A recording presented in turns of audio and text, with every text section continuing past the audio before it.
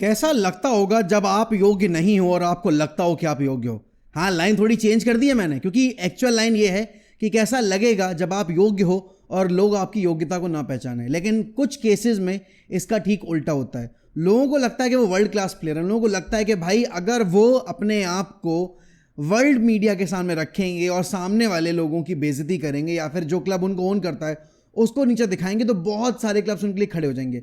लेकिन ऐसा नहीं है। परफॉर्मेंस जब आती हैं तो लोगों को उनकी हकीकत पता चल जाती है और यही कुछ रहा है केस अभी जेडन सैंचो का।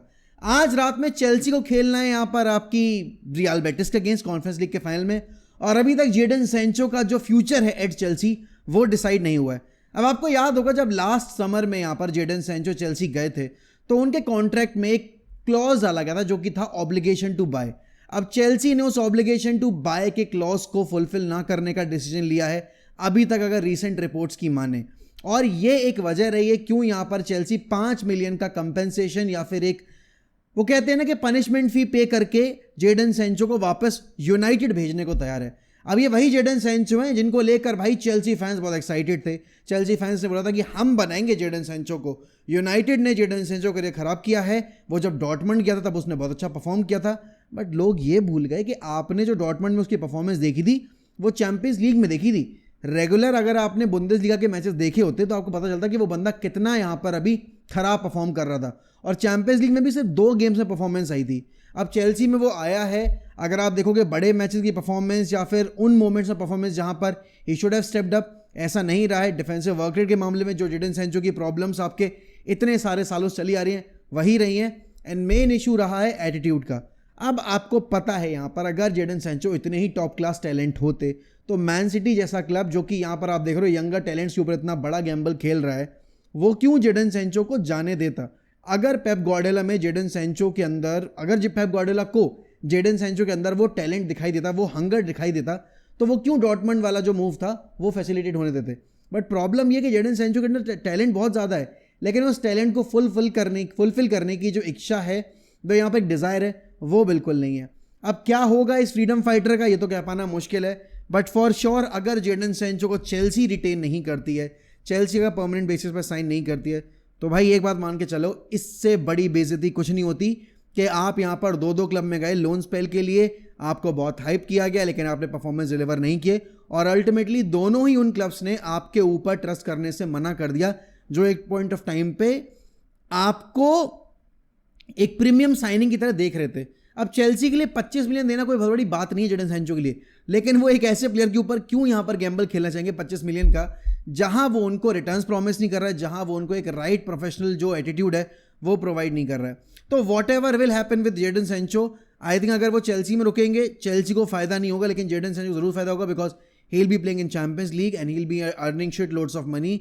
यूनाइटेड को भी 25 मिलियन मिल जाएंगे, लेकिन अगर जेडन सैंचो वापस यूनाइटेड आते हैं, हम यहाँ पर जेडन सैंचो को नहीं रखने वाले। Jadon Sancho is getting sold in the summer, that is for sure. दूसरी बात, इसी कैटेगरी में अगर किसी नाम को डाला जाएगा तो मेरे हिसाब से अलेहांद्रो गर्नाचो का होगा। देखो, जब गर्नाचो टीम में इंटीग्रेट हुआ था तो एवरीबडी वाज वेरी होपफुल, क्योंकि अलेहांद्रो गर्नाचो ने रोनाल्डो के आगे पीछे घूम के अपनी वो इमेज क्रिएट की थी कि भाई he is as focused as Ronaldo, he wants to be as good as Ronaldo, he wants to work hard as Ronaldo did in his initial career.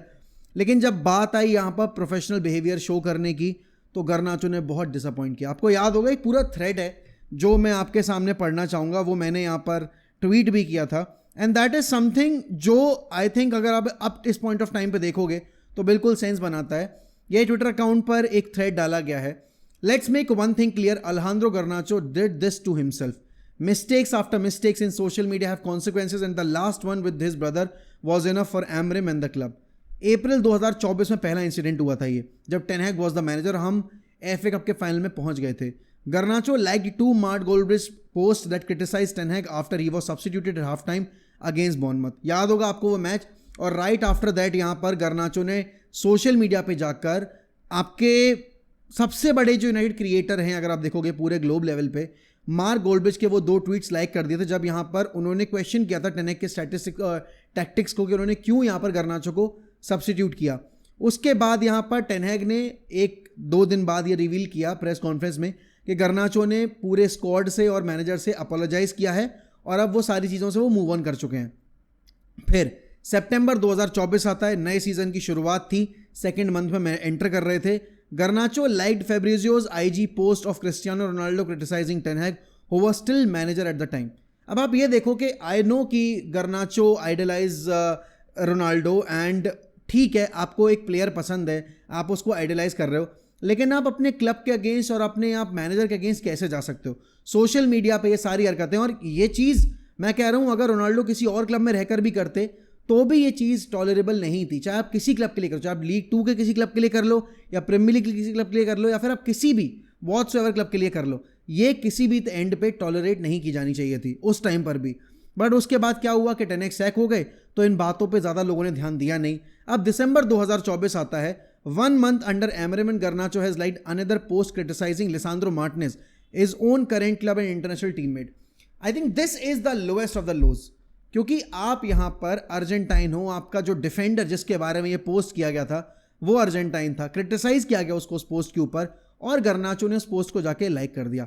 एक बंदा जो अपने कंट्रीमैन का सगा नहीं, एक बंदा जो अभी टाइम आफ्टर टाइम यहाँ पर लगातार न्यूसेंस क्रिएट कर रहा है सोशल मीडिया के ऊपर, अपने आप को क्लीन रखने के लिए यहाँ पर वो अपने प्लेयर्स को टारगेट कर रहा है, तो कैसे वो बंदा सही एग्जाम्पल सेट कर रहा है और कैसे वो बंदा एक राइट फिट है ड्रेसिंग रूम के लिए और फ्यूचर प्रोजेक्ट के लिए। उसके बाद यहाँ पर दिसंबर 2024 की बात है, उन सारे इंसिडेंट्स के बाद मैन सिटी वाला गेम आपको याद होगा जहाँ पर रैशफोर्ड और गर्नाचो दोनों को ड्रॉप किया गया था उस मैच डे स्क्वाड से। He was left out of the squad for Man City game because of his actions of the pitch by leaking information and he decided to leave X on beginning of January. क्योंकि ये सारी चीज़ें हो रही थी तो गर्नाचो ने यहाँ पर फिर क्या किया, उसने सोचा कि चलो ठीक है मैं प्लेटफॉर्म ही लीव कर देता हूँ, ना रहेगा बांस ना बजेगी बांसुरी। फिर बात आती है यहाँ पर मई 2025, यूनाइटेड वर्सेस स्पर्स का यूरोपा लीग का फाइनल था। गर्नाचो को सिर्फ 20 मिनट की फुटबॉल दी गई।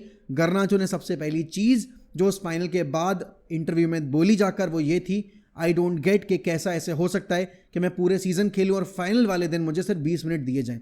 मतलब आपका क्लब अभी एक फाइनल हारा है, मैनेजर यहाँ पर ऑलरेडी अंडर प्रेशर है, आपने भी पूरे सीजन में कुछ झंडे नहीं गाड़े हैं, और उसके बाद आप पहली चीज़ क्या करते हो, to throw the manager under the bus, to call out the manager for not using you properly.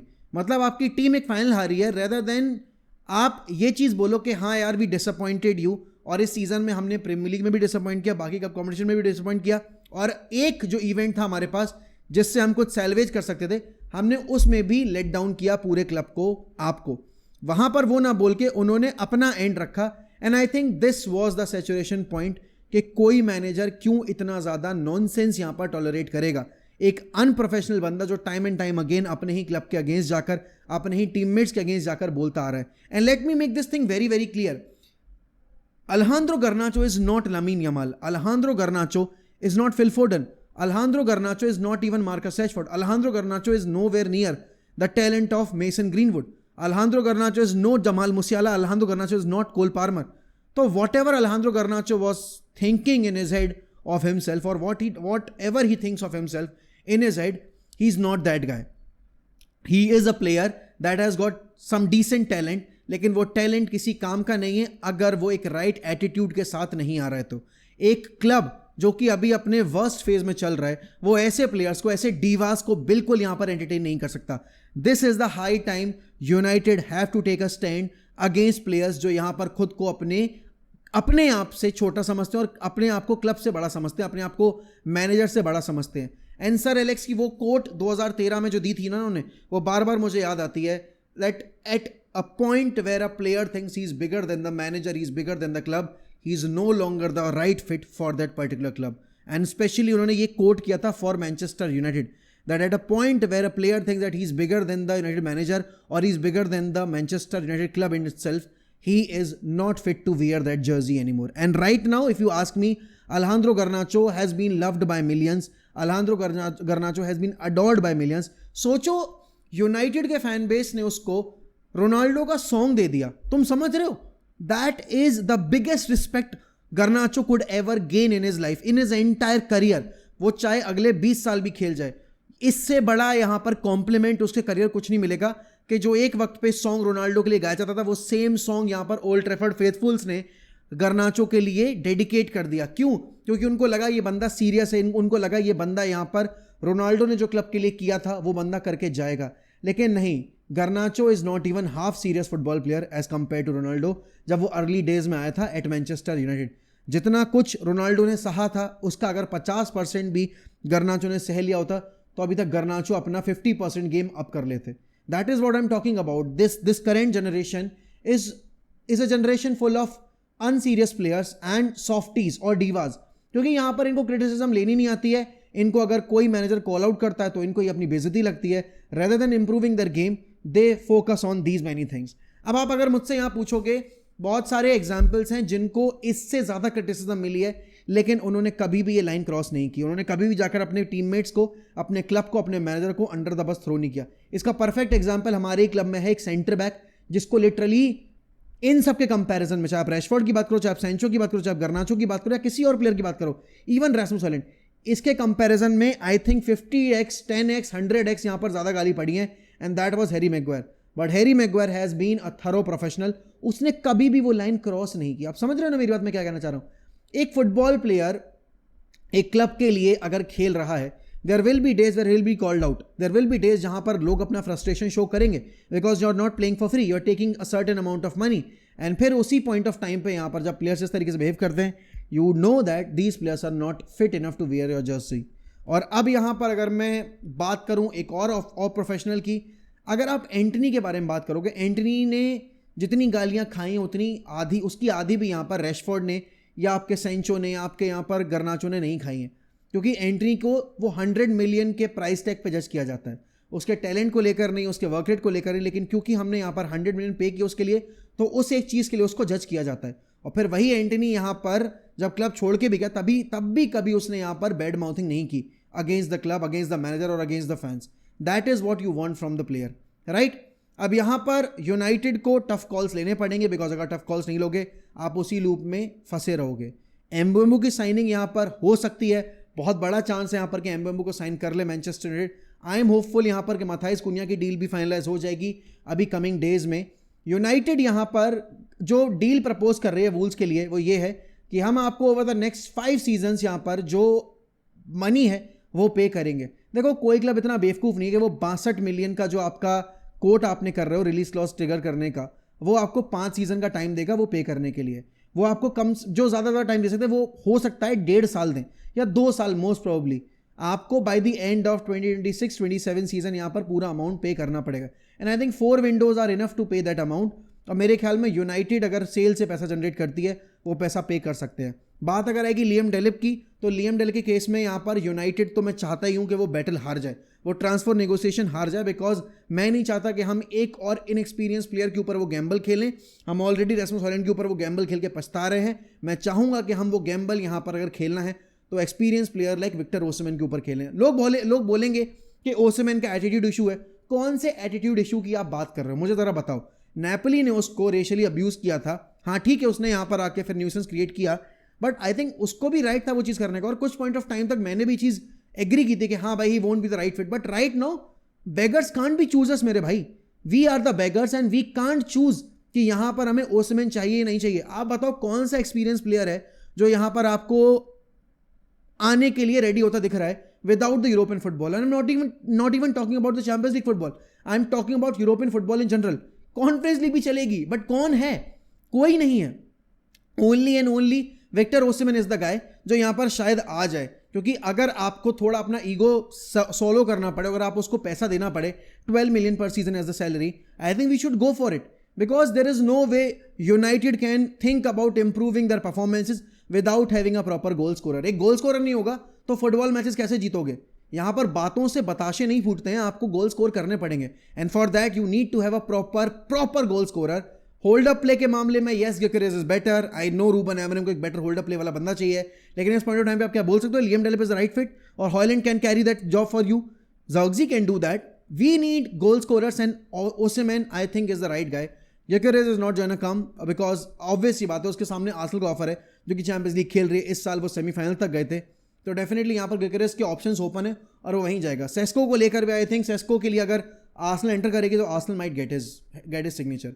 बाकी देखो यार, मेरा ये जो पूरा सीन चल रहा है ना ट्रांसफर मार्केट को लेकर, जो एक चीज़ यूनाइटेड को करनी है, get rid of these unprofessional players. Sancho, Garnacho, Marcus Rashford, and Antony only because Antony का करियर रिवाइव हो सकता है. Antony can make the best out of his career at Real Betis or whatever club he goes to, but he will do a much better job than what he has done at Manchester United. And आज क्योंकि conference league का final है, I wish Antony all the very best. I wish Chelsea fans also very best. But मैं चाहूंगा कि यहाँ पर मेरा पर्सनल बायस आएगा. मैं चाहूंगा कि भाई एंटनी जीते, रियल बेटिस जीते, क्योंकि अगर एंटनी जीतेगा तो हमें ज़्यादा पैसा मिल सकता है मार्केट में उसके लिए. बाकी आप लोगों के क्या प्रेडिक्शंस हैं आज के गेम को लेकर? Do let me know in the comments. And yes, आगे फ्यूचर कंटेंट के लिए, डेली की वीडियोस के लिए, लाइव स्ट्रीम्स के लिए हमें सब्सक्राइब करना और बेल आइकन दबाना बिल्कुल मत भूलिएगा. भर भर के लाइक करो, भर भर के कमेंट करो, because this is a platform that needs your likes and that needs and that entertains your comments and your suggestions. बाकी मैं मिलता हूं आपके साथ अगली वीडियो में. तब तक ध्यान रखिए अपना. Bye bye and take care.